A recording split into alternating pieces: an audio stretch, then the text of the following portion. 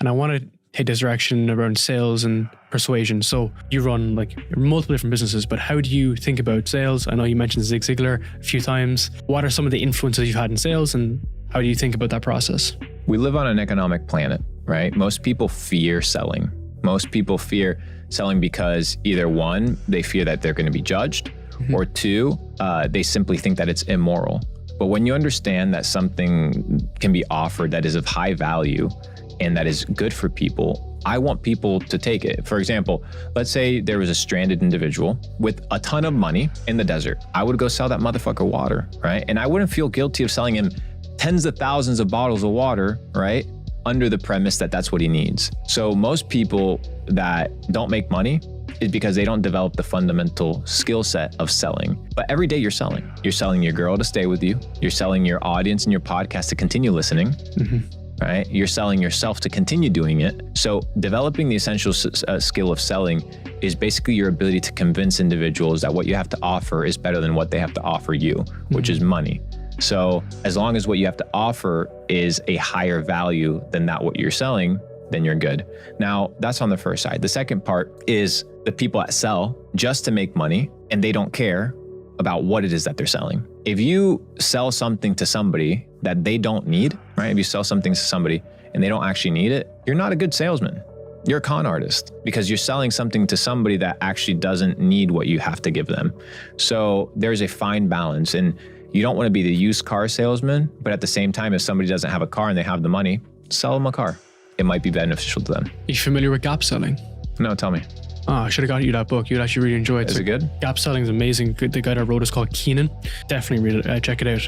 His whole philosophy is understand the gap, the current state of where they are. You can play this in Capital Club. So current state, future state, looking at firstly the numbers. So where are they, right? So let's say you use your health. You're overweight, let's say. You're overweight. How does that make you feel? Let's get the right numbers in place, exactly how that affects you. Understanding the problem. So why are you overweight? Oh, you have a bad relationship with food, so on and so forth.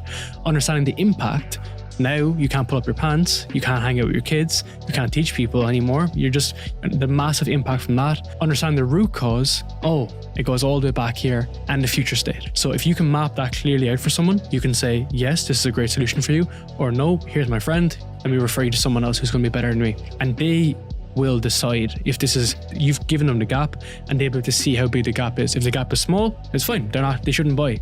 But by creating that large gap, they can go off and do. And that's part of the sales process, is helping people realize those gaps, right? So you have attention gaps, you have educational gaps, you have information gaps, you have access gaps, all these things. If you can showcase a person, hey, like there is a big enough differentiator where by buying my product or by utilizing what I have to sell you, that it can fundamentally make you or serve you well, then I think it's beneficial. But I think a lot of people shun selling, they hide away from selling, or they criticize people that are really good at selling, and there's no shame in it whatsoever.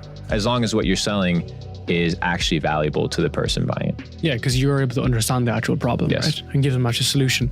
How does that feed into Capital Club? Because I know you have a huge demand, 200,000 people or even more at this stage wanting to get in, and no supply. So you're not really leaving people in, is that correct? Correct. How do you think about building up demand, creating tension, and being able to create a great product so that when you open the doors, people come through? Yeah, I mean, at the end of the day, we only open it up to 369 people a day. Right? So 369 people sign up every single day because there's basically your ability to compete to get in, because we invite X amount of individuals. I think it's about 2,500 people a day, but only 369 people can get in. But if you do the math of $369 times 369, you're talking about $130,000 plus net profit a day. So I make a ton of money. It's in the numbers. You just have to be able to play the numbers. And I don't need to make $10 million in one day.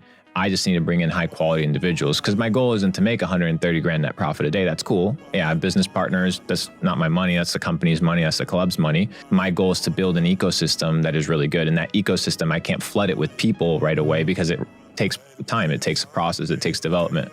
So since I'm not broke and I'm not in a situation where I'm hungry for money, or I am kind of nervous that I got to pay my bills, or, I have so much overhead and expenses that I have to go do some gimmicky bullshit, then I can take my time, because money is no longer the objective when you have enough of it. my objective now is to build the largest entrepreneur network on the planet, and I'm going to do it. Talk me through the marketing of that, because I know you have stories that appear and disappear and then they're gone, and you take down videos and so on. So is that part of your marketing? Like, how do you think about that? Well, not really. I think that if you actually care, you'll show up. So why should I keep my information open and available for infinity? Why? Because somebody else told me to? No, I don't know. If the internet didn't exist, you would have to show up. That's what happened back in the day. Yeah. So you're going to have to show up. If not, the information might not be there tomorrow. So yeah, sometimes I delete posts, sometimes I delete videos under the premise that I think that they're highly valuable. And if you sought out the information and you got the information, you should have an advantage over the people that weren't intentional to get it. Where does that philosophy come from? Like, did you learn that, or did you look back at history and think? Not even. It's just, there's a verse in the Bible that says, don't cast pearls to swine. So if I think my shit is highly valuable and I think it's really good for the market, then why would I want everybody to know? No, hell no, bro. That's interesting. Once it hits 20,000, 30,000, 40,000, I'm deleting that shit right away, because I put out some valuable bangers. There's some stuff that I put out that is really deep, top tier level information, and what the people that don't pay attention. That's one.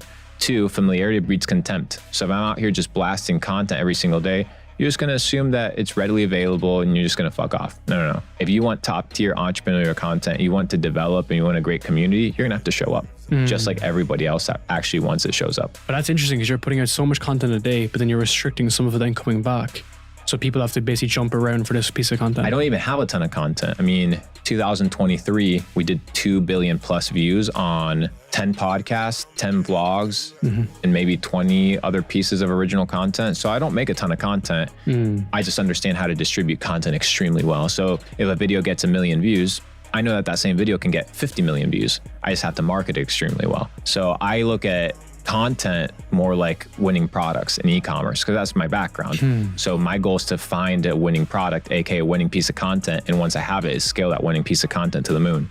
So like, I'll have one podcast, okay, perfect, on the main podcast. Let's say we do this podcast, gets a couple 100,000 views. No, this podcast will get 50, 100 million views, because once it's validated that it's a winning piece of content, I just have to scale it to the infinite. Why do you think people can't do that themselves? Like, what's the attributes, that they don't basically have to identify like a winning podcast or product to be able to scale it? Because people will just put out a shit ton of average stuff. Because they think that that it's a numbers game when it comes to content creation. It's a numbers game when it comes to content distribution.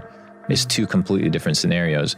If you can't distribute content, it's like Peter Thiel says, you don't have a business.